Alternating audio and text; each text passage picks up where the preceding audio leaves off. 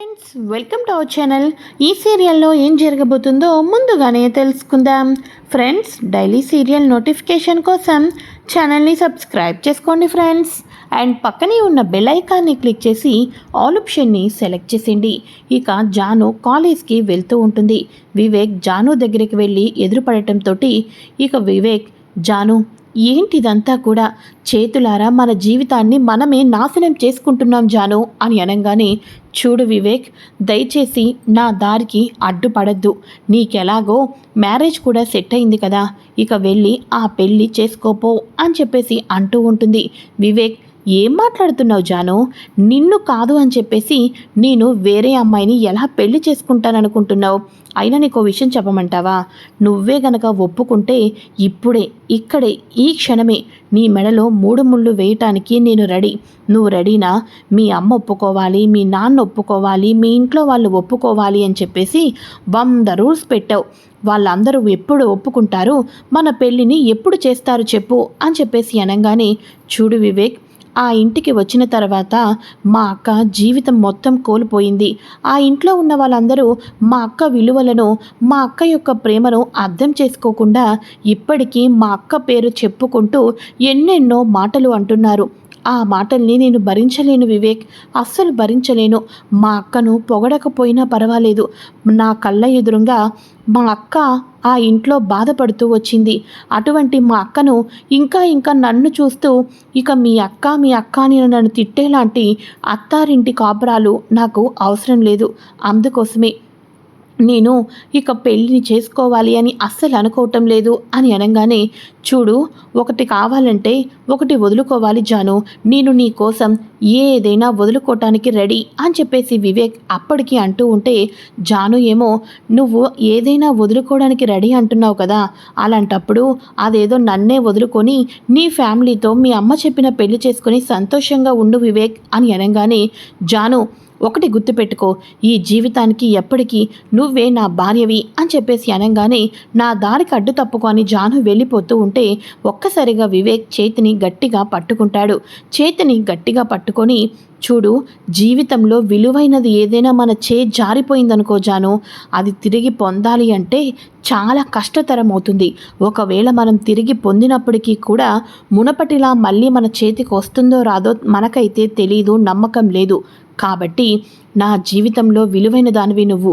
నిన్ను వదులుకోవడం అంటే నా ప్రాణాన్ని వదులుకోవడమే జాను అని చెప్పేసేసి అనుకుంటూ ఉంటే, నాకు కాలేజ్కి టైం అయిపోతుంది, నేను వెళ్ళాలి అని చెప్పేసేసి ఇక మన జాను అంటూ ఉంటుంది.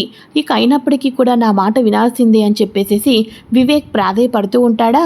అప్పుడే లక్ష్మి అటు కారులో వెళ్తూ ఉంటే వీళ్ళని చూసి, డ్రైవర్ కార్ ఆపు అని అంటుంది.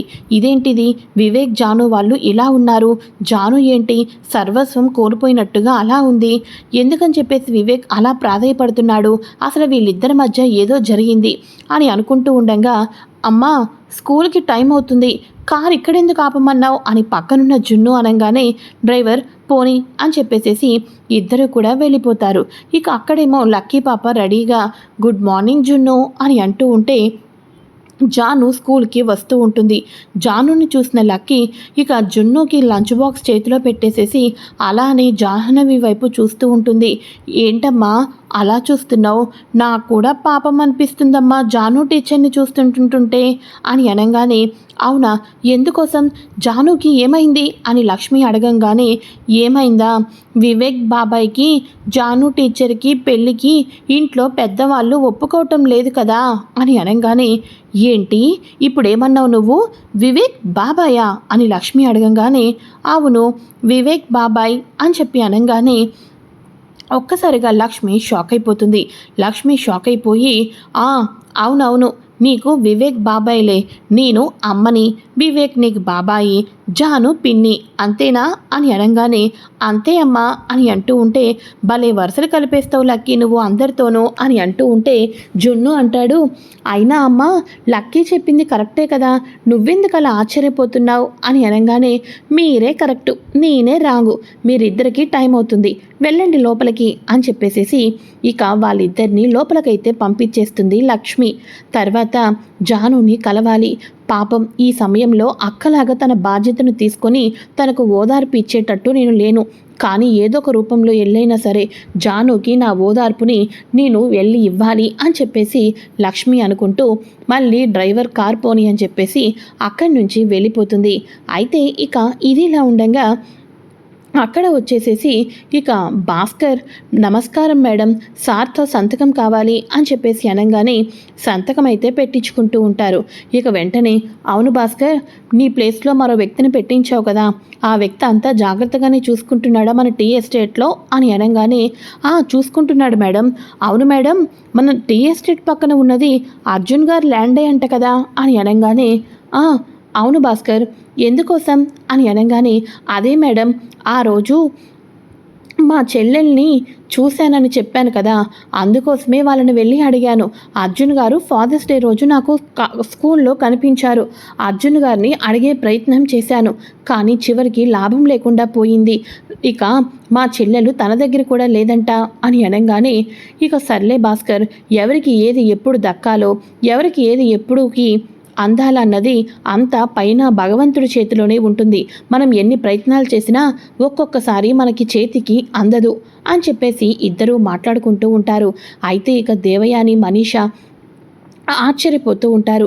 ఇక మనీషా సీరియస్గా ఆలోచిస్తూ ఉంటే ఏంటి మనీషా అంత సీరియస్గా ఆలోచిస్తున్నావు అని అనగానే ఆంటీ, ఆ అమ్మాయి అర్జున్ ఇంట్లోనే ఉందేమో అని నా అభిప్రాయం అని అనగానే ఉంటే నీకేంటి మనీషా అని అంటూ ఉంటుంది దేవయాని. ఉంటే ఏమంటారేంటంటే మిత్ర నన్ను పెళ్లి చేసుకోవటం కోసం ఇంతవరకు ఆ లక్ష్మి ఉందని ఆలోచించేవాడు, ఇప్పుడు ఈ లక్కీ పాప ఉందని ఆలోచిస్తున్నాడు. అదే నేను ఆ అమ్మాయి దగ్గరికి వెళ్ళి నీకు పుట్టిన పాప మా ఇంట్లో ఉంది అని ఒక చిన్న హింట్ ఇచ్చానే అనుకోండి, కన్న పేగు పరుగు పరుగున వచ్చి నా కూతురు నాకు కావాలి అని చెప్పేసి అంటుంది. ఎటువంటి వాళ్ళైనా తల్లి దగ్గరికే చేరాలి కాబట్టి లక్కీని ఆ అమ్మాయికి ఇచ్చేస్తారు. అప్పుడు మిత్ర ఒంటరివాడు అవుతాడు, ఈజీగా నా మెడలో 3 ముళ్ళు వేసేస్తాడు అని అనగానే బాగానే ఉంది మనీషా నీ ప్లాన్ అని దేవయాని అనగానే సరే ఆంటీ, అర్జెంటుగా అర్జున్ వాళ్ళ ఇంటికి వెళ్దాం పదండి అని చెప్పేసి ఇద్దరు బయలుదేరుతూ ఉంటారు. అయితే ఇక ఇదిలా ఉండగా మిత్ర వాళ్ళు బయటకు వస్తూ ఉంటే వివేక్ అప్పుడే స్కూల్ నుంచి ఇంటికి వస్తాడు. అరే వివేక్, భాస్కర్ తోటి బయటికి వెళ్ళి అర్జెంటుగా ఒక ఇంపార్టెంట్ పని ఉంది వెళ్ళిరాపో అని అనగానే లేదన్నయ్య, నా మనసు ఏమీ బాగోలేదు అన్నయ్య అని చెప్పేసి అనగానే ఏమైందిరా, ఎందుకని చెప్పేసి అలా అయిపోతున్నావు అని అనగానే ప్రేమించిన వాళ్ళు దూరంగా వెళ్ళిపోతుంటుంటే నా గుండె తట్టుకోలేకపోతుంది అన్నయ్య, నా గుండె మీద భారం మోపినట్టు ఉంది. ఇప్పుడు కొత్త బాధ్యతలు నేనేమీ తీసుకోలేను, అయినా నేను అసలు ఆఫీస్ పనుల్లో కూడా నేను నా వంతు దీన్ని సహాయం చేయలేను అని చెప్పేసేసి వివేక్ అంటూ ఉంటాడు. అయితే ఇక అయినా నువ్వేంట్రా మీ అమ్మ దగ్గర ఏమీ మాట్లాడవు అని అంటూ ఉంటాడు మిత్ర. ఏం చేయమంటావన్నయ్య, ప్రేమించిన అమ్మాయిని వదులుకోలేను, కన్న తల్లిని వదులుకోలేను. అయినా జాను ఈ ఇంటికి రావాలంటేనే భయపడుతుంది, తన అక్కను ఎవరెన్ని మాటలతో దూషిస్తారా అని చెప్పేసేసి అని అనగానే మరి చేసినవన్నీ మర్చిపోయావా అని అనగానే అన్నయ్య, నువ్వు ఇంకా కూడా అవేవో పాతవన్నీ గుర్తుపెట్టుకుంటున్నావు. ఒకసారి వదిన గురించి ఆలోచించు. వదిన ఒకవేళ అలాంటి పనులు చేసినా దాని వెనకాతలు ఏదో బలమైన కారణం ఉందని నేను నమ్ముతున్నాను అని అనగానే నమ్మండి, ఖైదీలందరినీ క్షమించేసేయండి, నువ్వొకడు ఇలా తయారయ్యావు అని అనగానే అప్పుడు అరవింద్ వస్తుంది. మిత్ర, ఏం మాట్లాడుతున్నావో అర్థమవుతుందా? వివేక్ అన్న మాటల్లో తప్పేముంది? అయినా తను ఏ తప్పు చేయలేదు. తను లక్ష్మి ఒకవేళ ఏ చిన్న తప్పు చేసినా దాని వెనకాతల బలమైన కారణం ఉంటుందని ఇంతమంది నమ్ముతున్నాం. కానీ నీ మనసే నీకు ఎప్పుడు నమ్ముతుందో, ఎప్పుడు మారుతావో నాకు తెలియటం లేదు అని అనగానే ఇక వివేక్ అక్కడి నుంచి వెళ్ళిపోతాడు. ఇక జానుకి బెల్ కొడుతుంది లక్ష్మి. ఇక వెంటనే ఎవరు కావాలి అని అంటూ ఉంటే అదేనండి, మా పిల్లలకి ట్యూషన్ చెప్తారా అని వచ్చాను కదా అని అనగానే ఇప్పుడేమీ చెప్పనని చెప్పాను కదా అని అనగానే అయ్యయ్యో, ఈసారి మీరు ట్యూషన్ చెప్తారు అని నేను రాలేదు అండి, వేరే మాట్లాడదామని వచ్చాను. లోపలికి రావచ్చా అని అనగానే అయ్యో సారీ అండి లోపలికి రండి అని చెప్పేసేసి జాను వచ్చేసేసి లోపలికైతే రమ్మని చెప్పేసి అంటుంది. ఇక లక్ష్మి జాను ఇద్దరు కూర్చుంటారు. జానుని చూసిన తర్వాత లక్ష్మికి ఒకటే కళ్ళమట కన్నీళ్లు వచ్చేస్తూ ఉంటాయి. ఇక వెంటనే లక్ష్మి ఆ కన్నీళ్లను తుడుచుకుంటూ ఉంటుంది. జాను ఈ లోపల వాటర్ తీసుకొని వచ్చి వాటర్ తీసుకోండి అని అనగానే నన్ను అండి అండి అనద్దు, కావలసి వస్తే అక్క అని పిలవండి అని అనగానే అక్క అని పిలవాలా? ఆ అక్క అని పిలిచే మా లక్ష్మి అక్క నాకు అన్యాయం చేసేసి అందరిలాగా తాను దూరం అయిపోతుందని అనుకోలేదండి. ఇప్పుడు మిమ్మల్ని అక్క అని పిలిచి మీ మీద ప్రేమ పెట్టుకుంటే మళ్ళీ నాకు మా అక్కే గుర్తుకు వస్తూ ఉంటుంది అని చెప్పేసేసి జాను అంటూ ఉంటుంది. మరో పక్క మిత్ర వివేక్ని పెళ్లి చేసుకోవటానికి లక్ష్మిని మేము హేట్ చేయటానికి అసలు కారణం ఏంటి జాను నువ్వు అని చెప్పేసేసి మిత్ర జాను ఇంటికి బయలుదేరుతూ ఉంటాడు. అయితే ఇక్కడ జాను బాధను జాను కన్నీళ్లను వాళ్ళ అక్క చనిపోయిందని చెప్పేసేసి చిన్నప్పుడు అమ్మ నాన్న కోల్పోయారు, ఇక తాతయ్య చనిపోయాడు, నా జీవితం నా బాధ్యత అంతా కూడా అక్కే అనుకున్నాను, చివరాఖరి కూడా అక్క కూడా ఒంటరి చేసేసి వెళ్ళిపోయింది అని చెప్పేసి తన చెల్లెలు తన కళ్ళ ముందే బోరుబోరున ఏడుస్తూ ఉండటంతో ఇక వెంటనే ఏడొద్దు జాను అని చెప్పేసి లక్ష్మి దగ్గరికి తీసుకుంటుంది. లక్ష్మి జానుని హక్ చేసుకుంటుంది. ఇక వెంటనే జాను లక్ష్మిని హక్ చేసుకున్న తర్వాత మిమ్మల్ని హక్ చేసుకుంటుంటుంటే నాకు మా అక్కలాగే అనిపిస్తుంది, ఒక్కసారి మీ మొహం చూడొచ్చా, మీరు మా అక్కేనా, మీ మాటలు మీరు ఇస్తున్న ధైర్యం నా జీవితం గురించి ఆలోచిస్తున్న తీరు ఇవన్నీ చూస్తుంటుంటే మా అక్కలానే అనిపిస్తుంది, దీక్షితులు గారు మా అక్క బతికే ఉంది అని చెప్పేసి అన్నారు అని చెప్పేసి అనగానే ఒక్కసారిగా అక్కడ ఉన్న టేబుల్ ఫ్యాను ఒక్కసారిగా ఇటువైపుకు తిరగటంతో గుర్కా ఉన్న మొహం అంతా ఎగిరిపోతుంటే లక్ష్మి కనిపించేస్తుంది. అక్క నేను చూస్తున్నది నిజమేనా అని చెప్పేసేసి జాను హక్ చేసుకుంటుంది. అక్క చెల్లెలు ఇద్దరూ కూడా హక్ చేసుకుంటూ కన్నీళ్లు పెట్టుకుంటూ నన్నెందుకక్క మోసం చేశావు, ఎందుకక్క ఇంతకాలం నన్ను ఏడిపించావు, అసలు కారణం ఏంటక్క అని చెప్పేసి అనగానే అప్పుడు లక్ష్మి అన్ని కారణాలు చెప్తూ ఉంటుంది. అన్ని కారణాలు చెప్తూ ఉన్నప్పుడు ఇక మన ఇంట్లో ఉన్న జాను మన లక్ష్మి చెల్లెలకు కూడా జాహ్నవికి కూడా ఇద్దరు కూడా గతగతాల గురించి చెప్పుకుంటూ ఉంటారు. అప్పుడు చెప్పుకుంటూ ఉన్న సమయంలోనే ఇక మన లక్కీ పాప తన కన్న కూతురు అన్న మాట కూడా జాను చెప్పి వీళ్ళు 5 సంవత్సరాల క్రితం మిత్ర వాళ్ళు వెళ్ళారు కదా, బావగారు మరో పెళ్లి చేసుకోలేదు, లక్కీని చూసుకుంటూ లక్కీ తన కూతురు అన్న ఇదిలోనే ఉండిపోయారు తప్ప మనీషని కూడా పెళ్లి చేసుకోలేదు అని జాను చెప్తూ ఉంటుంటే అప్పుడు లక్ష్మికి కవల పిల్లలు పుట్టారనే విషయం తెలుస్తుంది. మరోపక్క లక్ష్మి ఇక వివేక్కి నీకు నా సాక్షిగా నా ఆశీర్వాదంతో తప్పకుండా పెళ్లి చేస్తాను జాను, మీ ఇద్దరికి నేను మాట ఇస్తున్నాను, అక్కగా ఇది నా బాధ్యత కూడా అని ఇద్దరు మాట్లాడుకుంటూ ఉంటారు. అప్పుడే కరెక్ట్గా మిత్ర కారు ఆపుతాడు. ఇక్కడ లక్ష్మితో జానుతో మాట్లాడదాము అని వెళ్ళేసరికి అక్కడేమో లక్ష్మీ జానులు ఇద్దరూ మాట్లాడుకోవటం మరి మిత్ర చూస్తాడా లేదా అదంతా కూడా మనకి రేపటి ఎపిసోడ్లో తెలియబోతుంది.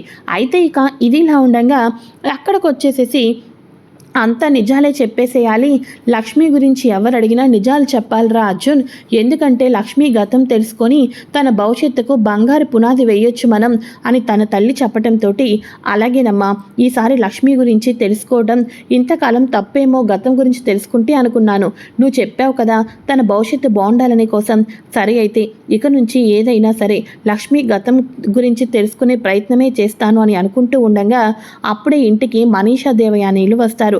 మాకు జున్ను వాళ్ళ మదర్ కావాలి అని చెప్పేసేసి.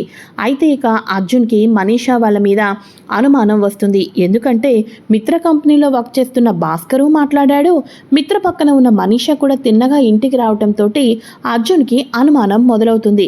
అనుమానం మొదలవగానే లక్ష్మి ఇంట్లోనే ఉంటుంది. లక్ష్మి కోసం మనీషా దేవయాని వాళ్ళు ఇంటికి వచ్చారు. మరి ఇంటికి వచ్చిన తర్వాత కథలో రేపు ఎటువంటి ఎపిసోడ్లో మార్పులు రాబోతున్నాయి, ఇక అర్జున్ మనీషా వాళ్ళకు ఏమని సమాధానం చెప్పబోతున్నాడు మరెన్నో తెలుసుకుందాం. కానీ జాను మాత్రం తన అక్కను చూసేసి ఆనందంతో ఫుల్ ఖుషీలో ఉంది. లక్కీకి కూడా కవల పిల్లలు పుట్టారు, అది కూడా తన భర్త దగ్గరే పెరుగుతున్నారన్న విషయం కూడా తెలుస్తుంది. మరి మనీషాకి ఏ నిజం తెలియబోతుంది, కథలో నెక్స్ట్ ఏం జరుగుతుందో తెలుసుకోవాలి అనుకుంటే తప్పకుండా ఛానల్ని సబ్స్క్రైబ్ చేసుకోండి ఫ్రెండ్స్. అండ్ పక్కనే ఉన్న బెల్ ఐకాన్ని క్లిక్ చేసి ఆల్ ఆప్షన్ని సెలెక్ట్ చేసేయండి. Thanks for watching friends, bye.